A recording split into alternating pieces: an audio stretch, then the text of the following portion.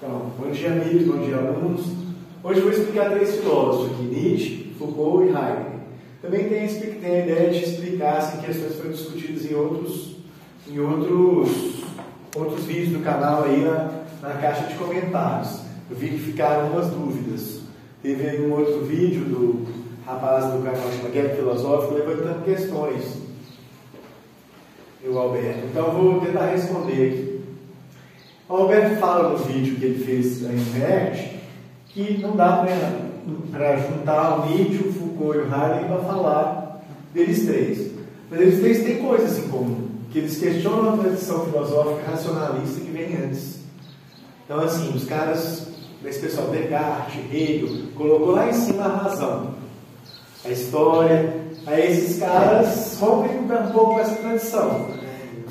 Assim, então, Nietzsche fala que lá atrás, lá na Grécia Antiga, é que estavam aqueles valores que valorizam a vida.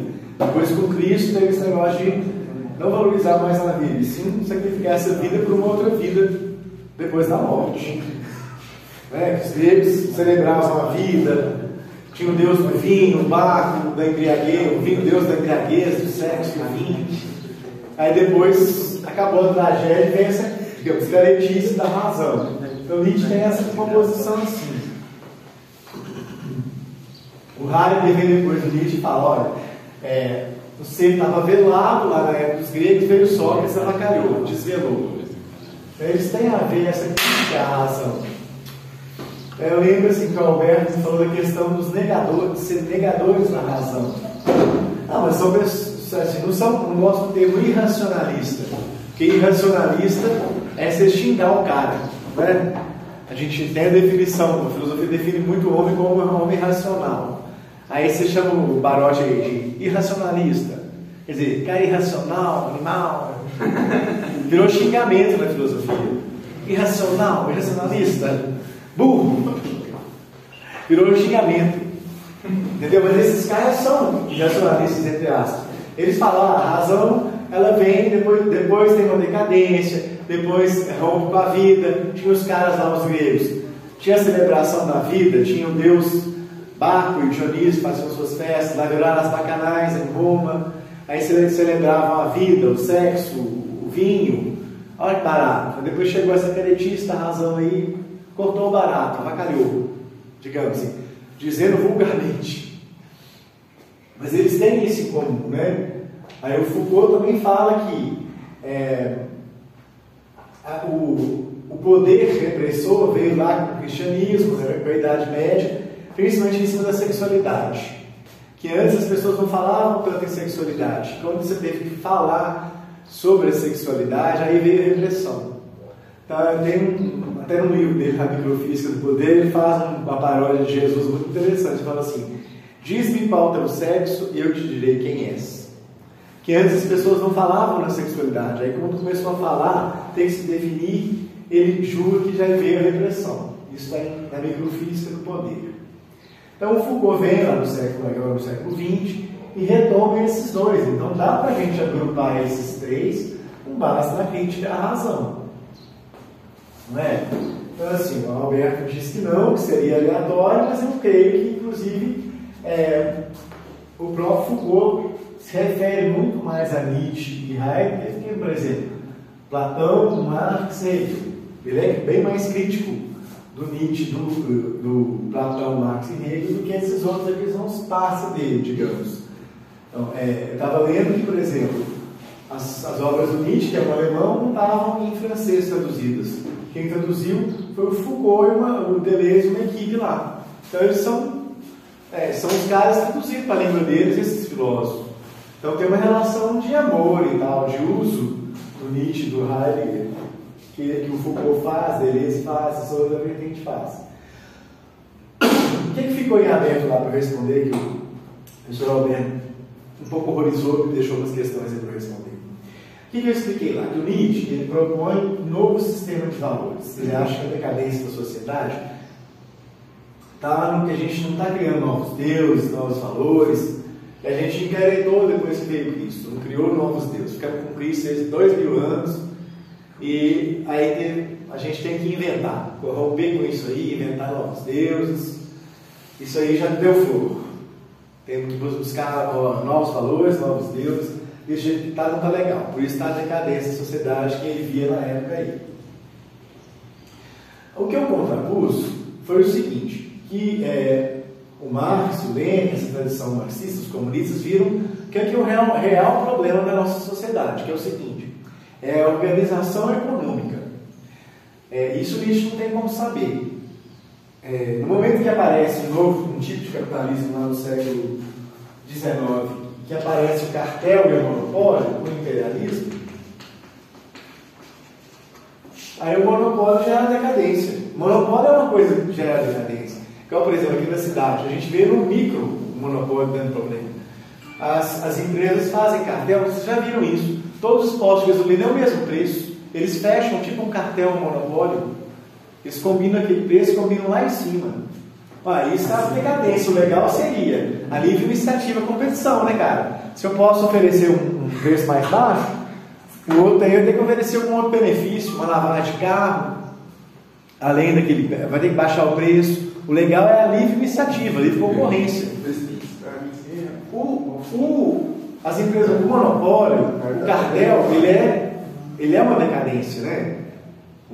Os caras fecharem todo mundo num cartel, prejudica o consumidor, prejudica a sociedade como um todo.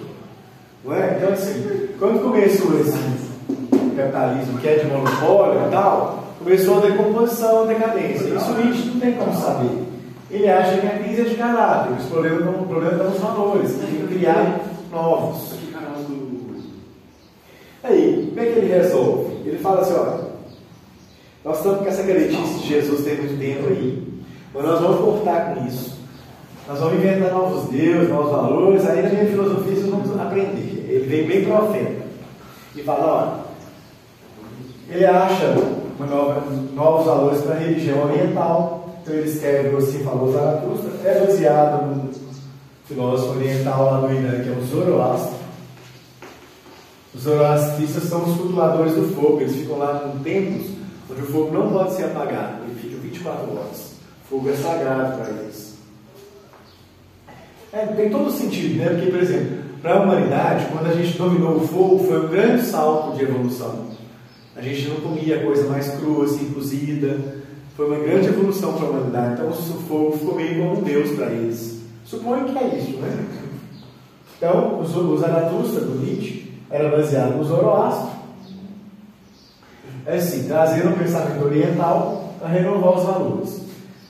Aí o que o Nietzsche acha? Que lá atrás teve tipo um momento que nós descobrimos o Sócrates, né? Sócrates trouxe a razão, virou uma moda o socratismo e avacalhou com a tragédia, avacalhou com esses deuses gregos, tipo Dionísio, que é o deus da alegria, do Baco, o Baco dos bacanais, cortou a tragédia e veio a decadência depois.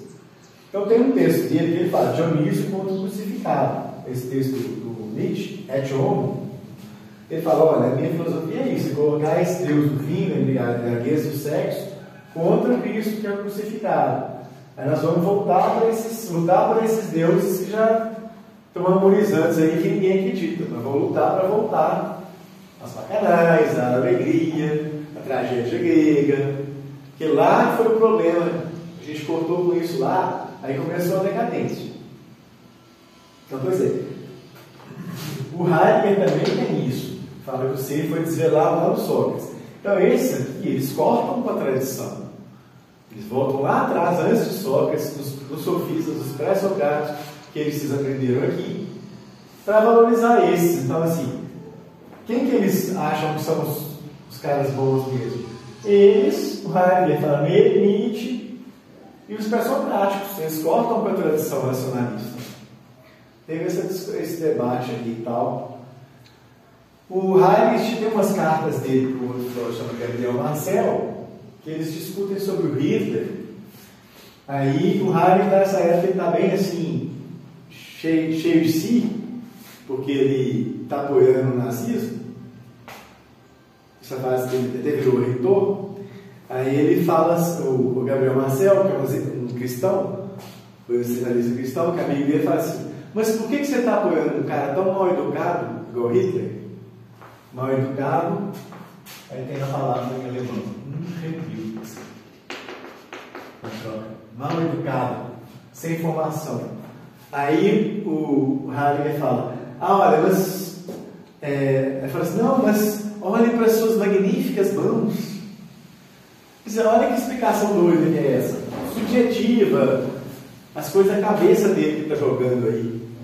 Ao invés de aceitar que o Nietzsche era tipo um Bolsonaro, um cara mal educado, mal formado, que leva a gente para o buraco, que infelizmente é o que está acontecendo, a gente vê agora a violência crescendo entre os petistas e os bolsonaristas, até matando uns aos outros, está no noticiário ali. Também foi algo semelhante que levou o Hitler, levou a Alemanha à guerra com todos os países, com o mundo todo, muitos países, e acabou destruindo o país e dividindo.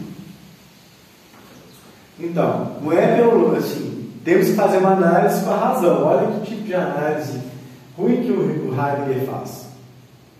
E o Heidegger também falava nessas cartas aí que iam ficar poucos filósofos, poucos prestavam. Aí o Gabriel Marcel pergunta, mas quem que são esses poucos? Aí o Heidegger não fala. O cara, evidentemente, está falando que é ele mais algumas pessoas. Aí é o que a gente pode depender. Que o cara está tirando. Então, aí a discussão lá, as perguntas ficaram dos vídeos anteriores do canal, era se esse pessoal aqui é relativista. Aí tá. O que é relativista? Seria assim, quem coloca a verdade de forma relativa. Não existe só uma verdade fácil, absoluta ali, fácil de achar. Não é? A verdade, ela está nas relações. Então, assim, o professor Alberto me corrigiu e tal, me falou que a gente não pode chamar eles aqui de relativistas. Mas também para falar que eles são contra o relativismo, que eles são hegelianos, que eles são platônicos, eu acho que não cabe. Eu acho que cabe agrupá-los sim, não é algo tão aleatório não, embora eles tenham diferenças entre si.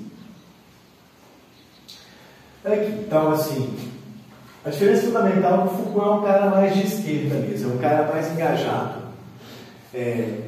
Não podemos chamar, é errado chamar ele de nihilista de cátedra, como se fosse um cara ali alienado, fica na universidade só fazendo pesquisas e viajando na maionese. Não, ele era um cara engajado. Então assim, teve uma revolta de estudantes, ele foi lá, apoiou, tem a foto famosa dele no gramofone, um gramofone assim, falando para a multidão, em 68, apoiando a revolta dos estudantes, depois deu uma reforma da universidade. Ele foi às prisões com uma comissão das prisões para tentar analisar a situação dos presos, fiscalizar aquelas prisões para evitar os abusos que acontecem em prisões, que é uma coisa no Brasil terrível também, os abusos das prisões, os crimes, né? Então o Foucault fez parte de uma comissão lá que visitava as prisões.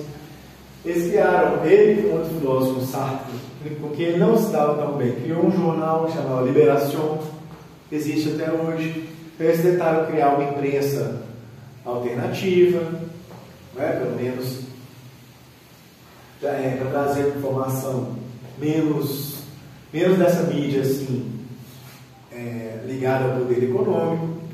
Então ele foi um cara engajado, um intelectual que participava da vida pública, participava das coisas, tentando trazer uma melhora para o lado da libertação.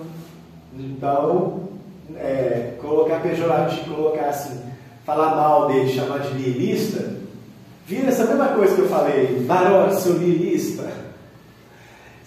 O cara que só fica sem acreditar em nada lá, só panguando lá na universidade. Não, ele não era isso não. Então é bem próprio chamar Foucault de nihilista, era um cara engajado. Aí, aqui o que ficou para trás que eu respondi. O Melchior, debatendo com Foucault, a obra do Foucault, fala que tinha anacronismos na obra do Foucault. Aí o professor Alberto explicou assim que esses anacronismos seriam talvez o método da pessoa que está vendo e tal. e precisavam discutir como é que está falando. Seria uma questão de olhar de quem está apontando esses.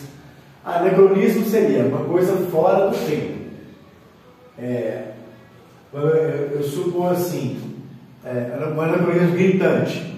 O Barotti já sabia andar de bicicleta lá na quinta série. Será que sabia? Sabia, né? Não, esse não deu um anacronismo bom, não. O Barotti já sabia dirigir carro lá na quinta série. Aí não. Então isso é anacronismo. É um negócio que eu suponho que aconteceu, mas naquele tempo não aconteceu. Mas hoje já sabe? Entendeu? E aí se eu falar quando você estava na quinta série, você dirigia seu carro, aí estou cometendo um anacronismo. Você dirige hoje, nesse tempo agora, não naquele tempo passado. Entendeu? Então, se dá para você ver que é um absurdo quando eu falo da sua vida, é esquisito, imagina na obra do filósofo. Então, os filósofos brigam uns com os outros apontando anacronismos um na obra do outro. O Benchior falou na obra do Foucault. Foucault fala que, a partir de um certo momento, a gente começou a prender as pessoas nos hospícios, no momento da história. Isso é interessante. Isso aí não existiu sempre assim. Colocar o louco isolado no hospício foi a partir de um certo momento histórico que começou. Antes era todo mundo junto. Antes era o louco, o gay, a mãe solteira, o leproso. Aí depois foi dividindo. Não, o leproso não pode ficar junto com o louco. Eles foram separando, né? Antes juntava todo mundo que era antissocial. Até o andarilho, que roubava nas estradas aí, ia junto. E na Idade Média passava um navio nas cidades e juntava todo tipo de antissocial. Aí o navio saía com esse tanto de maluco lá, né? Doido, gay, mãe solteira, andarilho que roubava. Esse navio ia recolhendo todo mundo, mendigo, os malucos, os antissociais, e ia passando com aquele tanto de gente doida. Navio de porto em porto. Aí o navio foi conhecido como a nave louca. Aí já fizeram até revista depois, brincando com essa história aí. A nave louca. Aí voltando aqui, né, que essa questão dos anacronismos. Então, respondendo aqui para as questões que ficaram anteriormente, o professor achou que o anacronismo não varia conforme o olhar, o método que a pessoa está olhando. Não, mas o Benchior, que é esse filósofo brasileiro, aponta no Foucault que o encarceramento começou na Idade Média. Quer dizer, a gente está tentando descobrir quando começou a prender as pessoas nos hospícios, os loucos nos hospícios.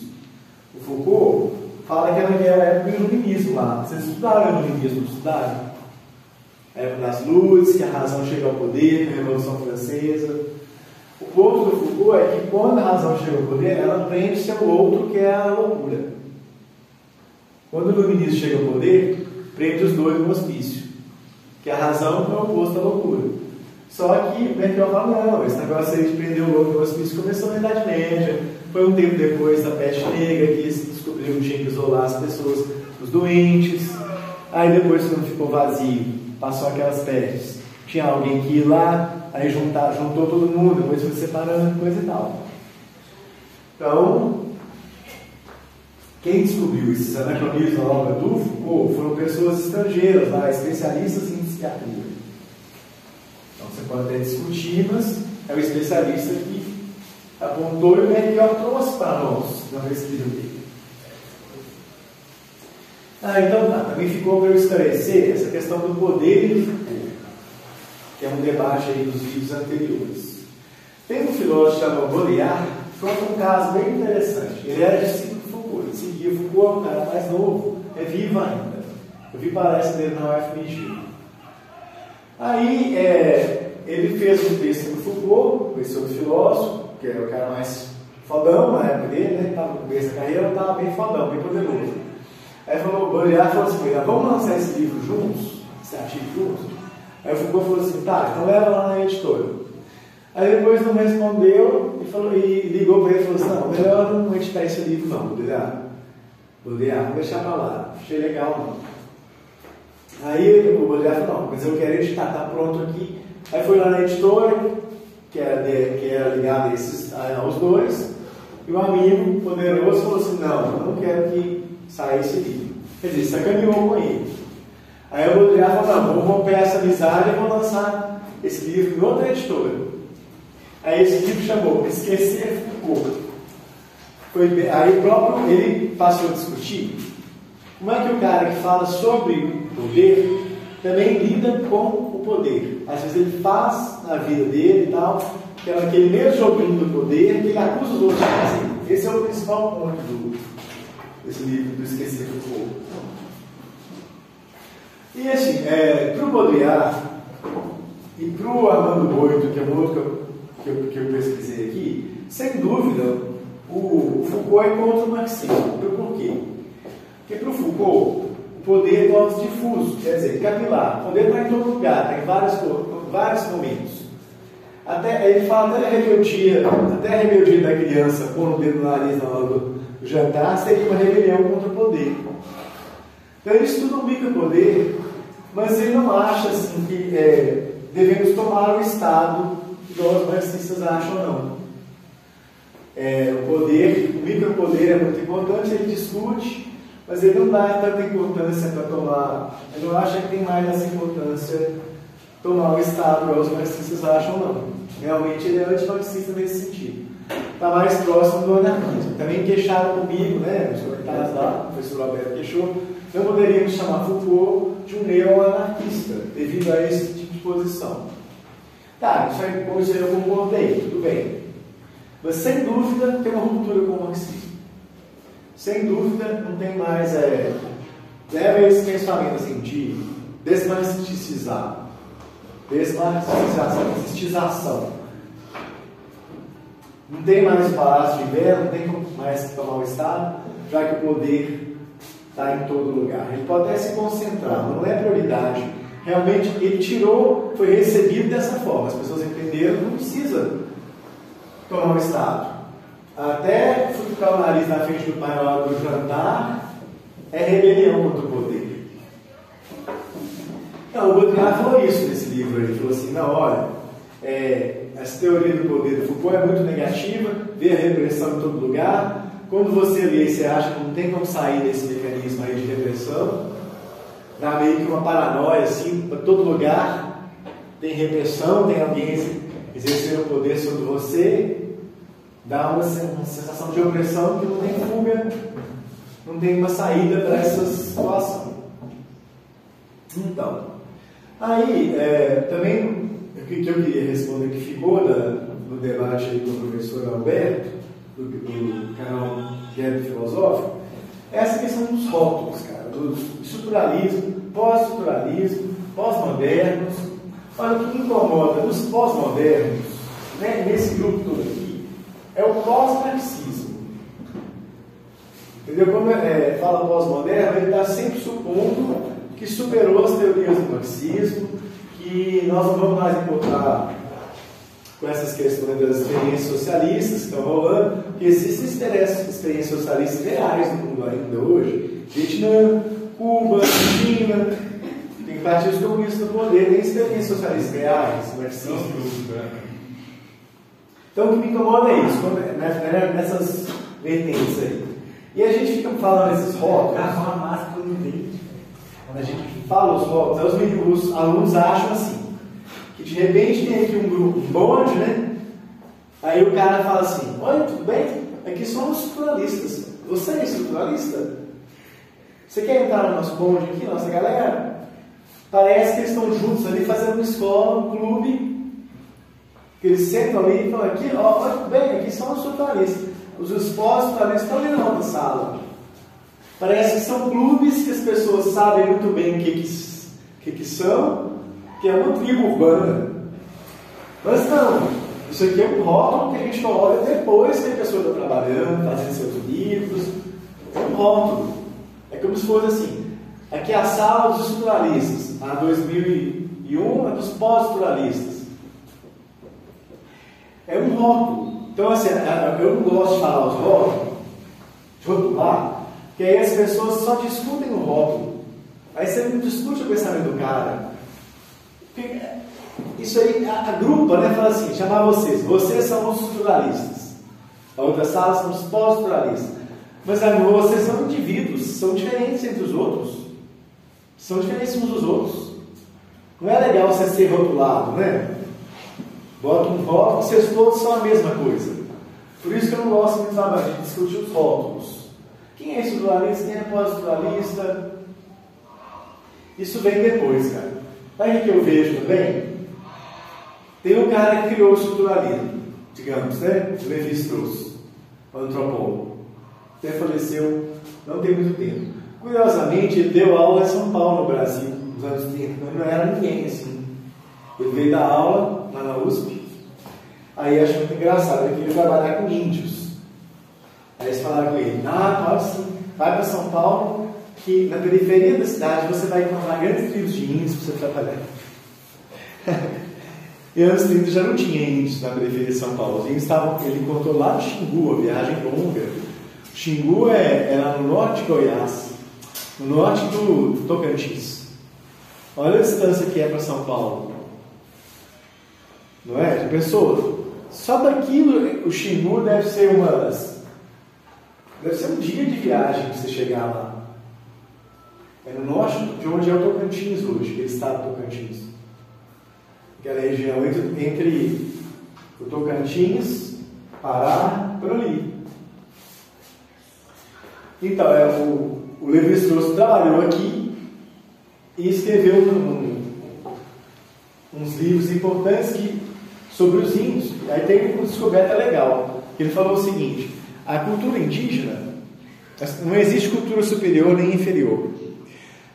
Para o índio fazer aquela flecha, ele tem que saber certinho a madeira onde ele vai tirar. Tem uma arte para fazer aquela flecha. Tem uma pena do passarinho certo que vai para poder fazer. Tenta fazer você a flecha para funcionar com arco e tal, pegar um peixe ali. Não é fácil.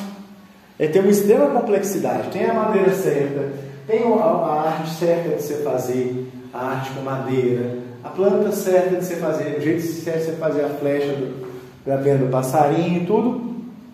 Tem um lugar certo de você pescar. Então tem toda uma complexidade grande na cultura deles também, igual a nossa. A língua deles também não é simples, dos índios. Ela é complexa. Então, assim, não existe cultura superior nem inferior. As culturas europeias, igual a francesa de onde vem Levi-Strauss, tinha a questão de ter uma tecnologia maior que aí consegue dominar o outro. Porque se você está só com arco e flecha, eu chego aqui com um fuzil ou com um trabuco, aí eu te mato. Você vai acabar me obedecendo. Mas isso é superioridade tecnológica. Não quer dizer que a minha cultura é superior à sua, não. A diferença é que eu tenho uma tecnologia poderosa que eu te detono. Entendeu? Mas a minha cultura, ela é tão complexa, tão cheia de ritual, a minha língua é tão sofisticada quanto a sua. Vamos supor que eu sou europeu e vocês índios. O melhor seria o contrário, mas tudo bem. Então, assim, aí o pessoal fica disputando o amor do Foucault. Esses pluralistas aqui seriam filhos do Foucault, digamos, vocês falam, os filhotinhos do Foucault, ficam brigando entre si. Então tem uma carta do Melchior pro Galber Rocha, que ele fala: não, o Foucault é um ramo postiço do estruturalismo, do Levi-Strauss. Quer dizer, quem que é o ramo verdadeiro? Quem que é o filho verdadeiro do cara? Filhotinho verdadeiro dele? Quem pode ser apadrinhado pelo Levi-Strauss? Eu tenho clara impressão, assim, de que o livro que o Melchior fez, criticando um pouco o livro, criticando o Foucault, poderia também criticar, no geral, o estruturalismo e o Levi-Strauss, que uma coisa vem de outra. Então, assim, eu também tenho críticas ao livro do Melchior sobre Foucault, mas não são essas mesmas do professor Dalberto. Eu achei, por exemplo, que no livro Melchior aproximou Foucault da contracultura, e ele nunca usa essa palavra, a contracultura. Vou falar um pouco disso.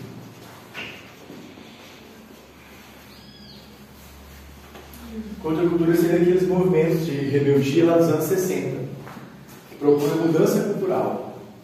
Então, por exemplo, olha uma mudança cultural interessante que eles conseguiram fazer. A palavra para chamar os gays era fag. Já viram isso nos filmes? Faggot. Fag é madeira para fazer fogo. O que é? A que isso remetia? A Santa Inquisição queimava as bruxas, queimava os gays, queimava os hereges. Faggot, madeira para fazer fogo. Tinha esse sentido. Você é o cara que eu vou te pôr na fogueira. Você é o cara herege.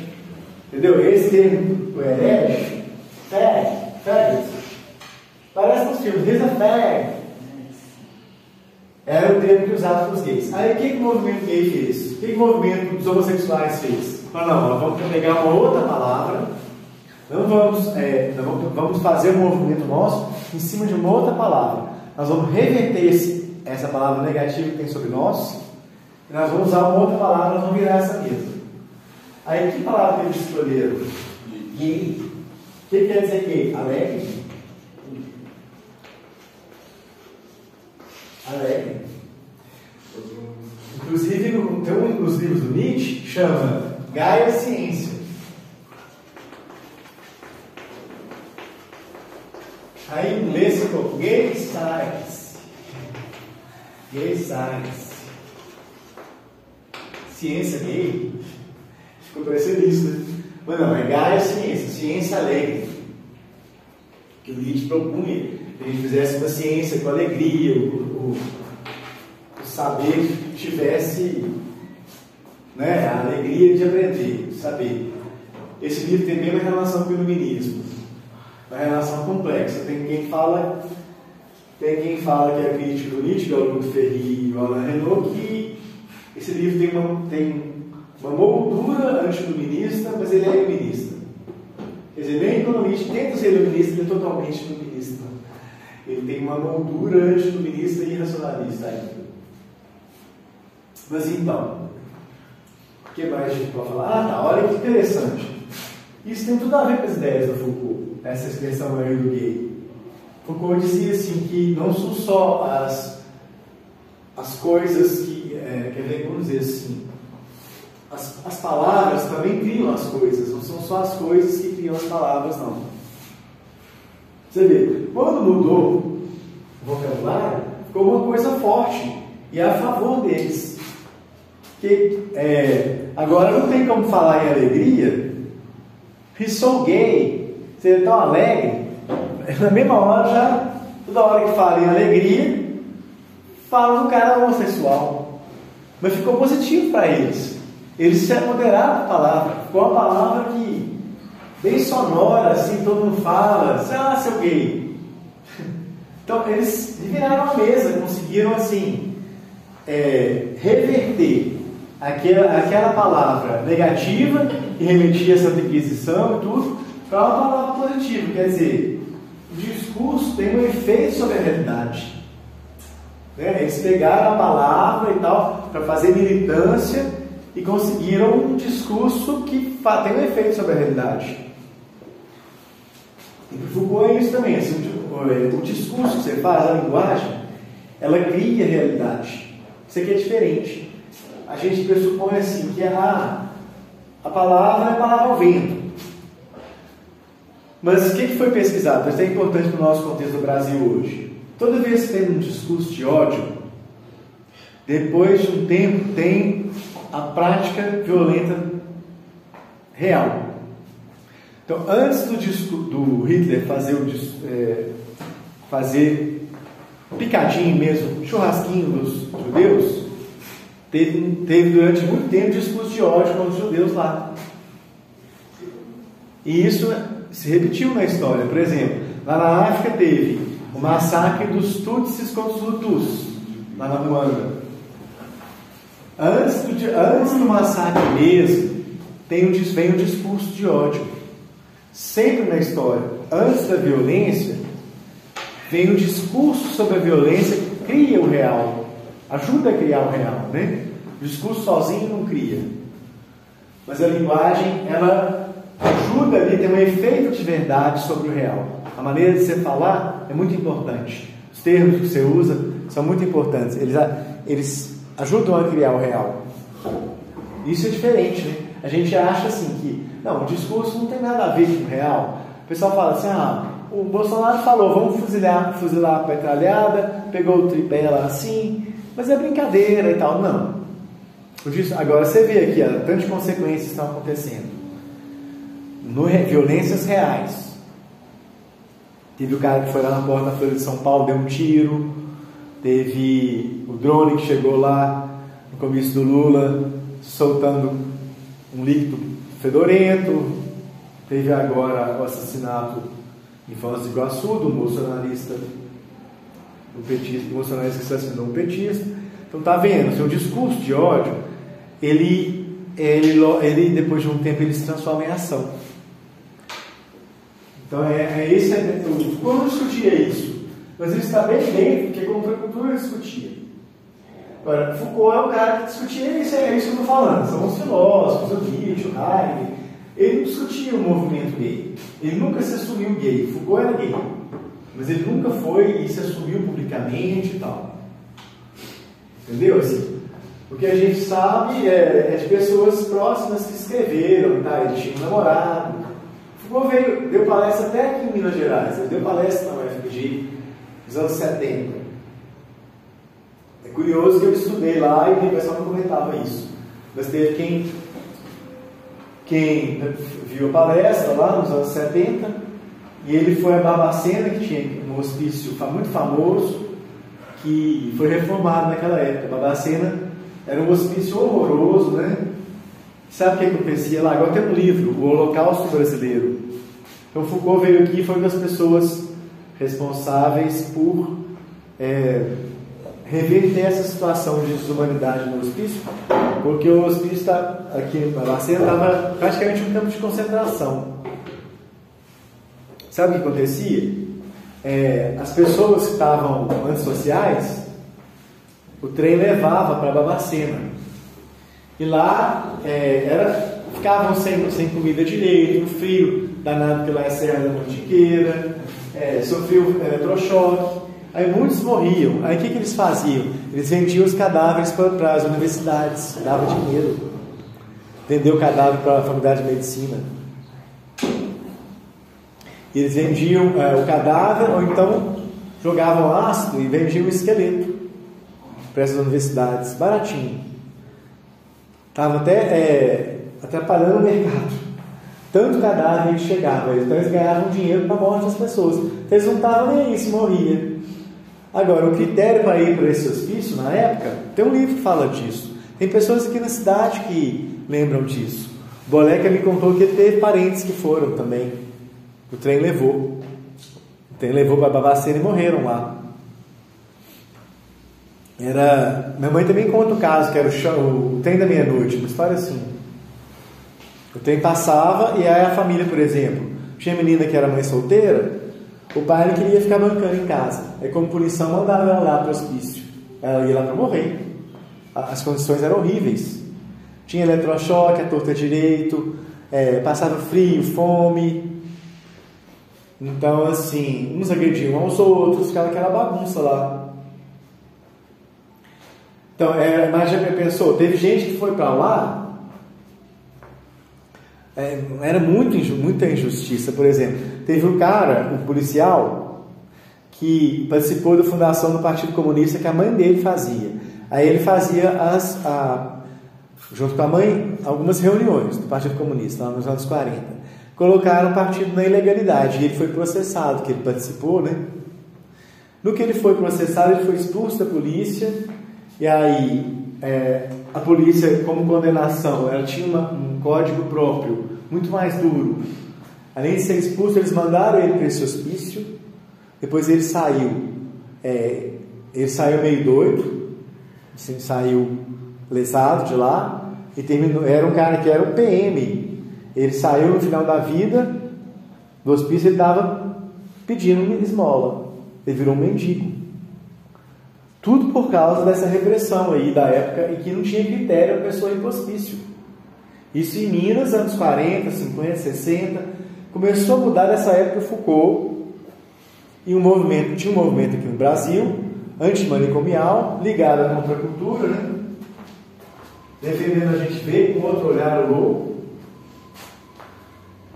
Que aí começou, igual hoje, eu tive colegas de filosofia que tiveram um surto lá, ficaram meio doidões, mas eu tive um colega, então, por exemplo, ele foi só um fim de semana na clínica. A pessoa não fica mais no hospício internada, fica só um fim de semana, toma um remédio, faz acompanhamento e volta para o convívio social. O que foi a conclusão? Que a gente tem que viver em sociedade, tem que funcionar normalmente, tem que fazer suas atividades, tem que estar integrado.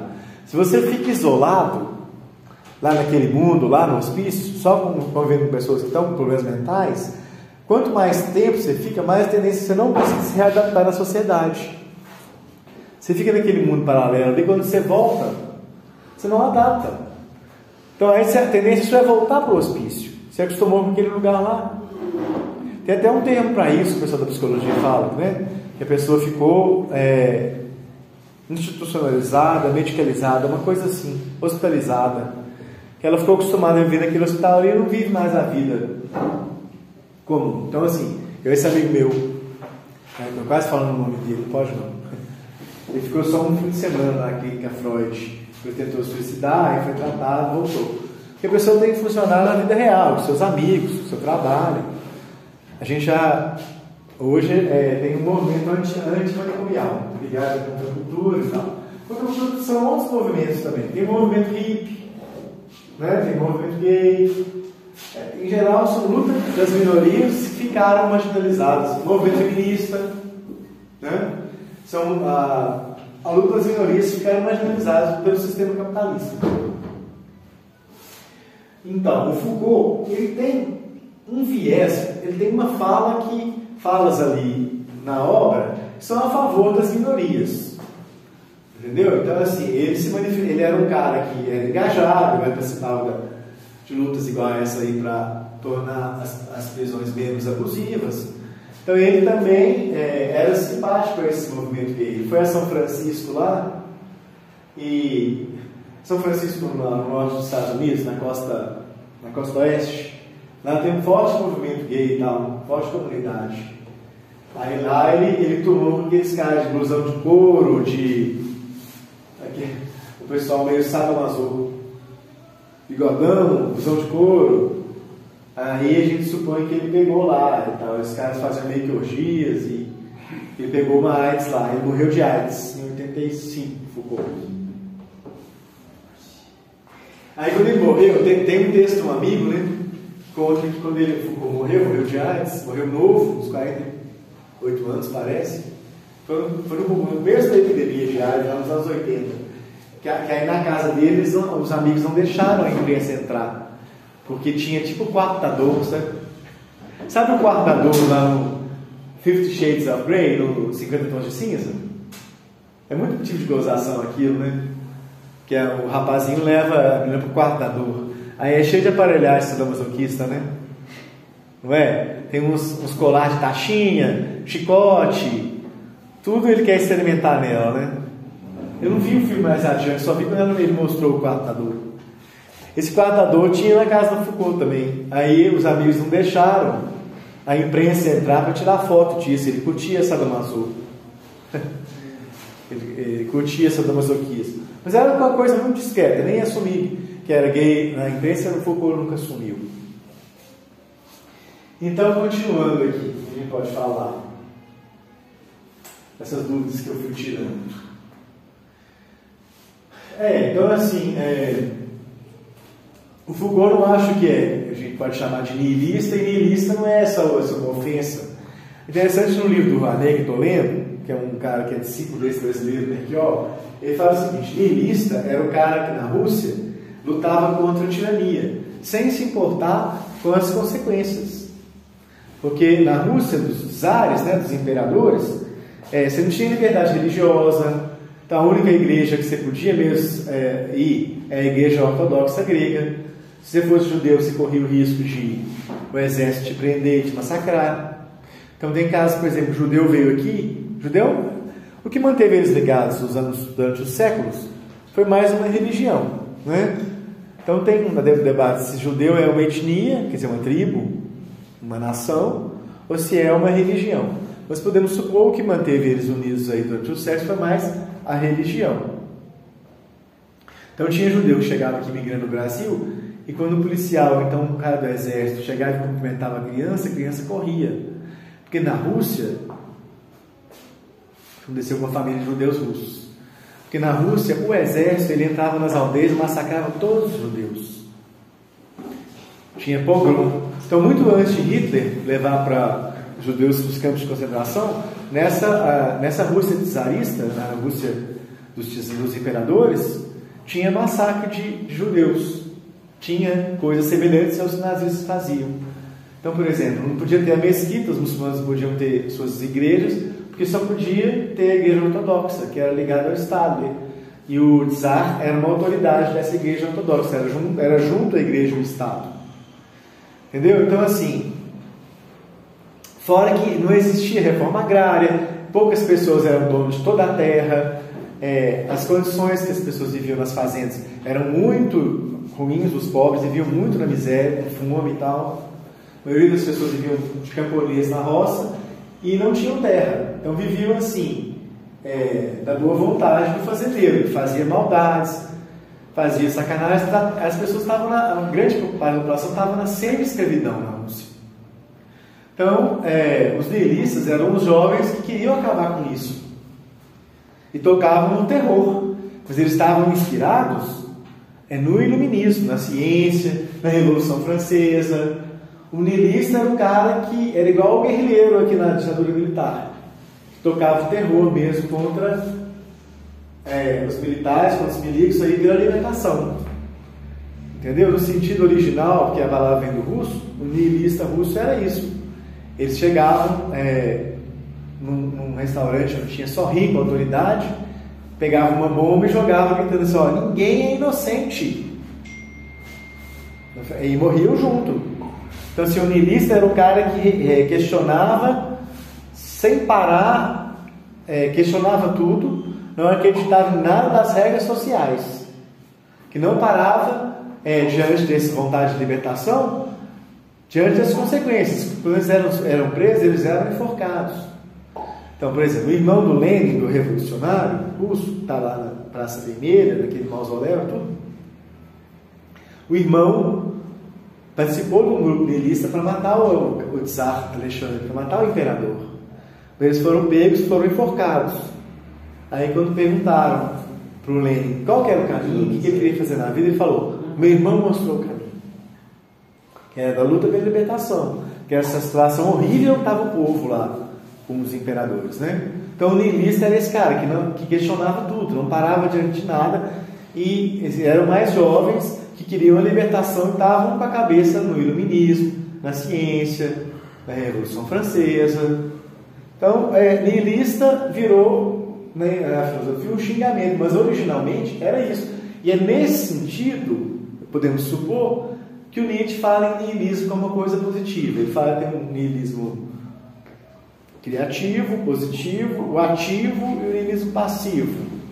Então, mas ele está reivindicando essa luta aí, né, do cara libertário, que questiona tudo, não é? Que vai contra as convenções sociais. Então, quando ele fala assim, nihilismo, não é o cara... Para nós, hoje em dia, ficou assim, um arrombado. Entendeu? O cara que boêmio, que não quer nada, individualista, não quer nada com a vida, sacana, né? Tá lá na universidade só ganhando dinheiro, sem fazer nada, e não acredita em nada, cara entediado, tipo uma almofadinha, arrombado. Barote? Barote não é isso não, né? Coitado. Nihilista. Não, porque aí o Mendel jogou esse ataque, ficou chamando de nihilista, mas originalmente a palavra era para falar o cara libertário, o cara corajoso, fodão, que não tem nem perder a vida na luta. Era isso, era um elogio. O cara questiona tudo, jovem que vai fundo do que acredita e tal. Depois virou um xingamento, igual o irracionalista. Mas originalmente, Não era isso, né? O Rouanet fala isso, eu achei muito bacana. O Rouanet, nesse livro que eu estou lendo, né? As razões do iluminismo. O Jones Manuel indicou, que o YouTube indicou um capítulo desse livro, estou lendo, sobre a ilusão pós-moderna. Mas o Rouanet não toca o que mais me incomoda mesmo. Que é o cara falar que é pós-moderno, ele dizer que é pós-marxista, na verdade. Pós-moderno virou um xingamento, né? Por quê, eu acho? Principalmente quando vale tudo nas artes plásticas. Isso ficou sendo a imagem do pós-moderno para nós. Tipo, Cristo de neon que brilha no escuro. Pós-moderno ficou sendo muito isso, assim. A obra de arte vale tudo nas artes. Então o cara compra, o artista pega uma caveira de diamante e vende isso por milhões de dólares. Isso existe, né? Vocês viram isso? Tem um cara que faz isso. Pega uma caveira de tudo de diamantes, enche de diamantes e vende isso como obra de arte por milhões de dólares. Isso ficou sendo muita imagem do pós-moderno, também tem um pós-marxismo.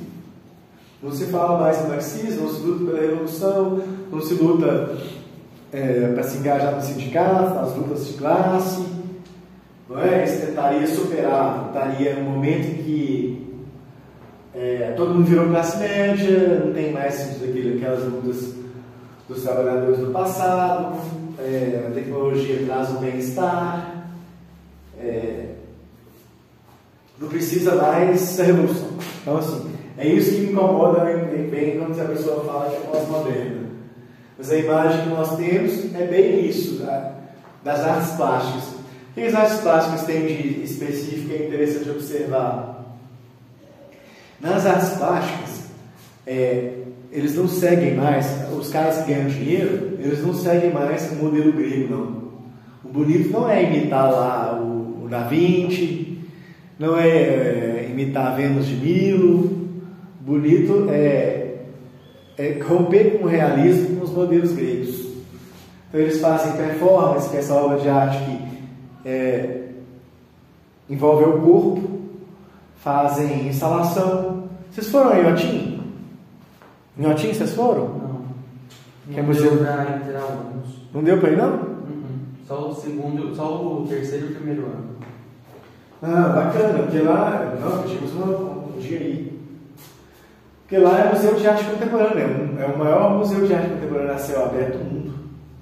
É muito interessante assistir, lá ver.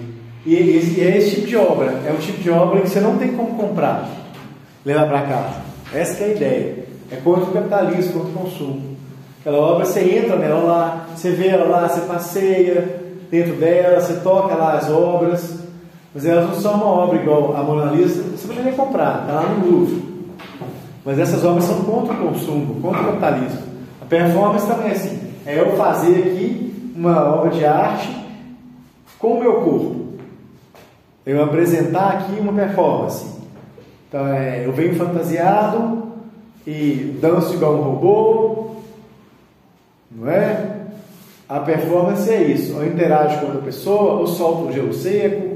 Mas a performance você não tem como levar para casa a performance. Eu faço aqui no meu corpo, acontece aqui agora, mas é contra o consumo, contra você comprar a obra de arte capitalista. A mesma coisa as obras estão lá em Inhotim, que eles viram.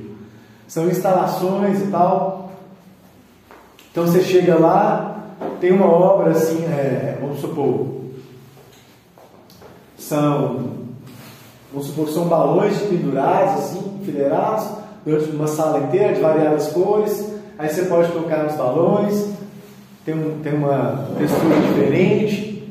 Aí você anda num labirinto ali que ele mesmo fez com fitas. Tem esse tipo de coisa, entendeu? Você entra, então, você interage com a obra de arte. Ela é contra o consumo, contra o capitalismo. Você não leva aquela obra de arte para casa. Ela não fica paradinha lá igual a Mona Lisa. Mas você chega lá no Louvre, você vê ela lá. E ela é um quadro pequenininho, vocês sabem disso. Ela é um quadro pequenininho, assim, a famosa Mona Lisa. A gente pensa que ela é grandona e tal, mas está lá pequena. Aí como é que essa arte contemporânea rompe com essa visão que a gente tem dessa outra arte? A Mona Lisa você só chega a ver Ah, beleza, cara, tá.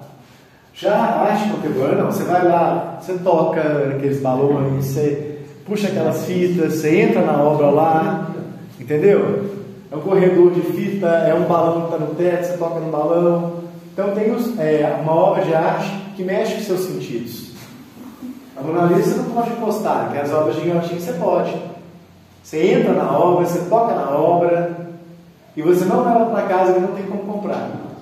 É a obra anticapitalista, anticonsumo. Entendeu?